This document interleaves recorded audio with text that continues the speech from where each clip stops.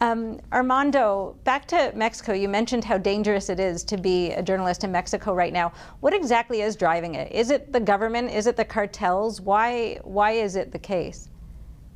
They called it organized crime, and that is another name for the cartels. But in many cases, you don't know if it's really the cartels or somebody else. And the investigations of all these cases are very rare, and the results are very scarce. So what happens in Mexico is that the country has been kidnapped by these criminal organizations, the cartels, and many of the territories of the country have been occupied by them.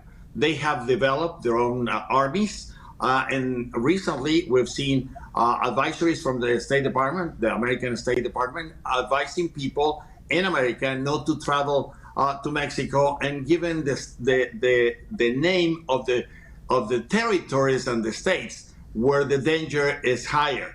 But then the review shows that most entire Mexico is now under that category of travel with care, or simply do not travel.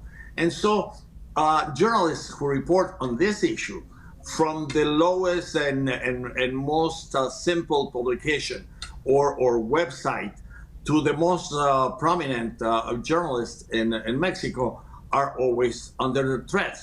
Recently, we had one of the principal anchors in the country been attacked and very close to his house, and he would have been killed if not for the bulletproof car that the company for which he works provided him with. And so it's not the first journalist that I met in Mexico who travels every day and works under those conditions with bodyguards and with bulletproof automobiles. And that is because of the risk, the high risk that exists.